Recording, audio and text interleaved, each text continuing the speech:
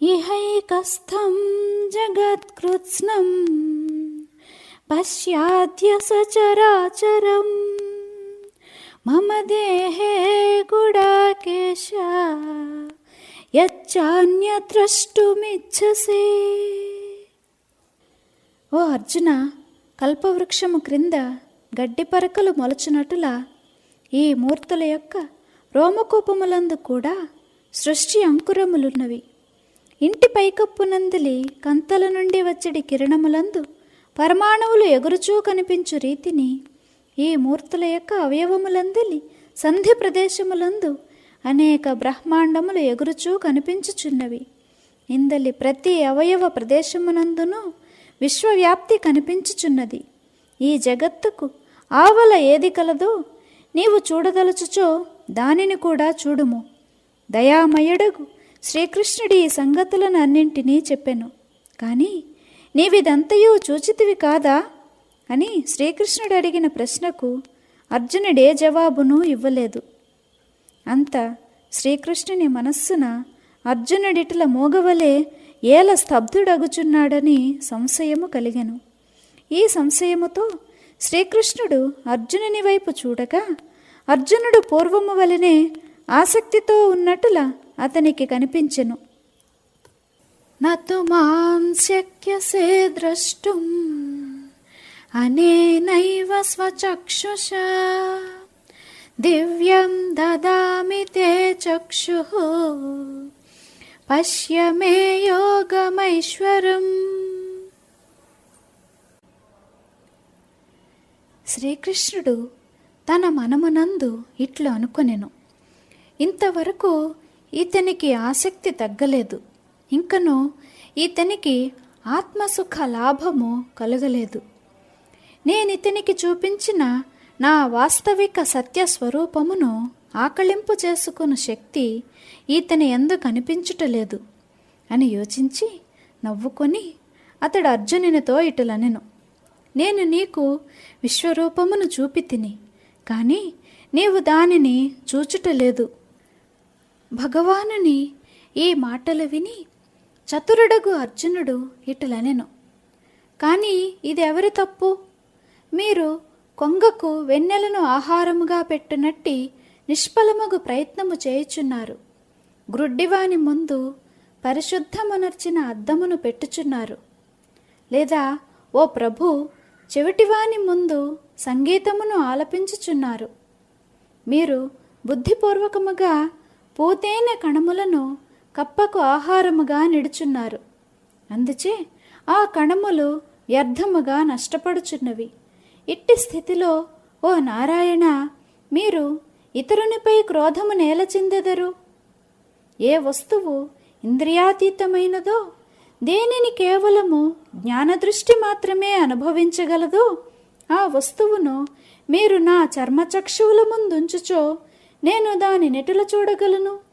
కానీ మీ తప్పులు నెన్నుట నాకు తగదు, కాన నేను మౌనముగా ఉండుటే మంచిది. ఈ మాటలు విని శ్రీకృష్ణుడు ఇటుల చెప్పెను. సోదరా అర్జున, నీవు చెప్పినది సబబుగానే ఉన్నది. నేను నా వాస్తవిక విశ్వరూపమును చూపించుటకు ముందు నా ఆ రూపమును చూడగల సామర్థ్యము నీకు కలుగజేయవలయును. కానీ ప్రేమవశమున నేను మాట్లాడుటలో ఈ విషయమును మరచితిని. కానీ దాని ఫలితము పొలమును దున్నకుండా విత్తులు చల్లటచే ఎట్టి ఫలితము కలుగునో అదే అయినది. నీకిప్పుడు విశ్వరూపమును చూడగల శక్తినిచ్చుచున్నాను. ఓ అర్జున, ఆ దృష్టి సహాయము వలన నీవు నా విశ్వవ్యాపక ఐశ్వర్య యోగమును ప్రత్యక్షముగా చూచి ఆనందముతో ఆత్మానుభవమున ప్రవేశింపుము. వేదములు ఎవనిని గురించి ప్రతిపాదింపగోరునో, ఎవడు జగత్తునకంతకు మూలబీజమో, ఎవడు జగత్తునకంతకును వందనీయుడు, ఆ శ్రీకృష్ణుడు ఇట్లా చెప్పెను.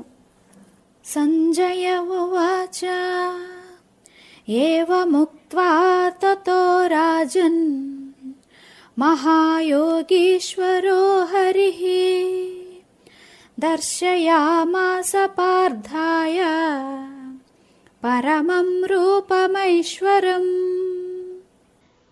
సంజయుడు ధృతరాష్ట్రునితో ఇటుల చెప్పెను. ఓ కౌరవ కులశ్రేష్ఠుడవగు రాజా, నాకు ఉండి ఉండి ఒక విషయమును గురించి చాలా ఆశ్చర్యము కలుగుచున్నది. చూడుడు, ఈ త్రిభువనములందును లక్ష్మిని మించి భాగ్యశాలి ఎవరు? లేదా ఆత్మస్వరూప జ్ఞానమును కలుగచేయు సాధనము వేదములకు మించి మరేది కలదు? అదే విధమున వాస్తవిక సేవాభావమనునట్టిది కేవలము శేషనాగునందే కలదు. అంతే కదా. నారాయణుని పట్ల ప్రేమచే నిండియున్నవాడై 8 జాములు యోగుల వలె ఏకనిష్ఠుడై అతనిని సేవించు గరుత్మంతునితో సాటివచ్చు భక్తుడు మరెవరైనా కలరా? కానీ వీరందరూ ఒక ప్రక్కన పడియున్నారు.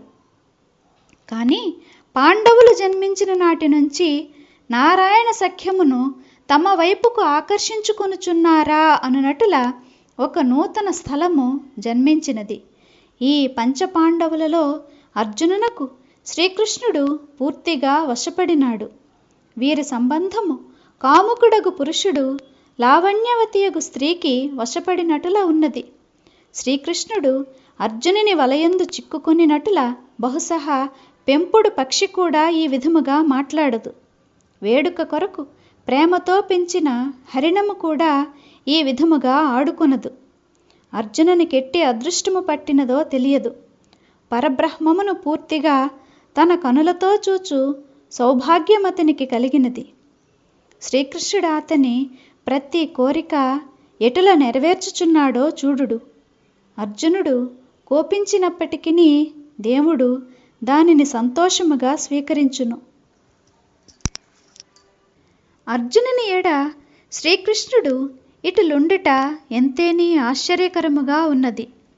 విషయ వాసనలను జయించిన సమర్థులకు శుకాదీశ్వరులే ఈ శ్రీకృష్ణుని రాసలీలలను విషయ విలాసములను వర్ణించుచు అతని స్తుతి పాఠకులైపోయిరి. యోగులు ఆత్మచింతనమనడి సమాధి కలవారై ఈ శ్రీకృష్ణుని ధ్యానింతురు. కానీ ఓ ధృతరాష్ట్ర మహారాజా, అట్టి శ్రీకృష్ణుడు నేడు అర్జునునకు పూర్తిగా వశపడిపోవుట నాకు ఎంతేని ఆశ్చర్యమును కలిగించుచున్నది. అటు పిమ్మట సంజయుడు వెంటనే ఇటుల చెప్పెను. ఓ కౌరవ శ్రేష్ఠ, అటుల కాకున్నచో ఇందు ఆశ్చర్యపడవలసిన విషయమేమి కలదు? శ్రీకృష్ణుడు ఎవనిపై అనుగ్రహించునో అతనికిట్టి సౌభాగ్యమే కలుగును. ఇందువలననే దేవాధిదేవుడు అర్జునునితో, ఓ అర్జున, నీకు నేను దివ్య దృష్టి నొసంగుచున్నాను. దీని సహాయమున నా విశ్వరూపమును చూడుము అని చెప్పలేదు. ఈ మాట శ్రీకృష్ణుని నోటి నుండి పూర్తిగా వెలువడకముందే అజ్ఞానాంధకారము నశించసాగెను. అవి శ్రీకృష్ణుని నోటి నుండి వెలువడిన అక్షరములు మాత్రమే కావు. బ్రహ్మస్వరూప సామ్రాజ్య దీపమును అర్జునుని కొరకు జ్ఞానజ్యోతియగు శ్రీకృష్ణుడు వెలిగించెను. అటు పిమ్మట అర్జునునకు అలౌకికమగు జ్ఞాననేత్రములు లభించెను. ఆ జ్ఞాననేత్రములందే జ్ఞాన దృశ్యంకురములు జనించెను. ఈ విధముగా శ్రీకృష్ణుడు అర్జునునకు తన విశ్వరూపయోగ వైభవమును చూపించెను. ఆ సమయమున అర్జునునకు ఏ సముద్రమునందు ఈశ్వరుని వివిధావతారములు తరంగములను పోలియున్నవో, ఎవని కిరణ సంయోగముచే ఈ విశ్వరూపము ఎండమావులనడి అభాసను కలిగించుచున్నదో, అట్టి విశ్వరూపమును వైకుంఠపతియగు శ్రీకృష్ణుడు చూపెను. ఒకమారు శ్రీకృష్ణుడు బాల్యమున మన్ను తిన్నప్పుడు యశోదకు కోపం వచ్చి అతని చేతిని పట్టుకుని గదమాయించెను. అంత శ్రీకృష్ణుడు భయపడుచు తన నోట మన్ను లేదని రుజువు చేయుటకై నోరు తెరచెను. అప్పుడు అతని నోటియందు ఆమెకు 14 భువనములు కనిపించెను. ఒకమారు మధువనమున ధ్రువునిపై ఇట్టి అనుగ్రహమునే శ్రీకృష్ణుడు చూపెను. అతడొక్క మారు తన నోట శంఖమును పెట్టగనే వేదములు కూడా చెప్పనేరని ఎన్నో విషయములను దబదబా చెప్పసాగెను. ఓ ధృతరాష్ట్ర, అదే విధమున నేడు శ్రీకృష్ణుడు అర్జునుని కూడా అనుగ్రహించెను. అందువలననే అర్జునుని యందు మాయ నామమాత్రముగా కూడా లేకుండా పోయెను. అప్పుడొక్కమారుగా ప్రభు స్వరూపమనుడి ఐశ్వర్య ప్రభ కనిపించెను. అతనికి నలువైపులను చమత్కారముగానే ఉండెను. ఇందుచే అర్జునుని చిత్తము ఆశ్చర్యభావమున లీనమయ్యెను. మార్కండేయుని గురించిన కథలో బ్రహ్మ యొక్క సత్యలోకముల వరకు పూర్తిగా నిండియున్న జలమునందెల్లప్పుడూ మార్కండేయుడొక్కడే ఈదుచూ కనిపించుచుండునటుల నేడు విశ్వరూప మహోత్సవమున అర్జునుడొక్కడే ఆనందించుచున్నాడు. ఆతడిటిలా చెప్పసాగెను. ఇచ్చట ఎంత విశాలమగు ఆకాశమున్నది, అదంతయు ఎవడెచ్చటకు గునిపోయెను. స్థావర జంగమాత్మకమగు ఆ భూత సృష్టి అంతయు ఎటకేగినది. దిశా చిహ్నములు కూడా నశించినవి. పైన క్రింద ఎనడి కల్పనయే లేకుండా పోయినది.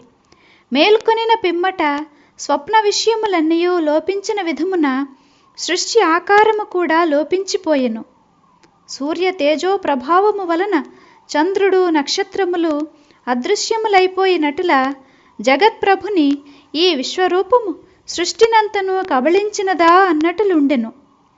ఆ సమయమున అతని మనస్సు యొక్క నిశ్చలత్వము కూడా పోవుచుండెను. బుద్ధి తనను తాను సంభాళించుకొనజాలకపోయెను.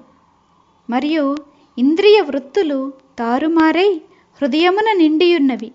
అప్పుడు స్తబ్దత్వము మరియు ఏకాగ్రతలు సర్వ విధములకు యోచనలపైన ఎవరైనా మోహనాస్త్రమును ప్రయోగించిరా అనునటుల పరమావధిని చేరెను.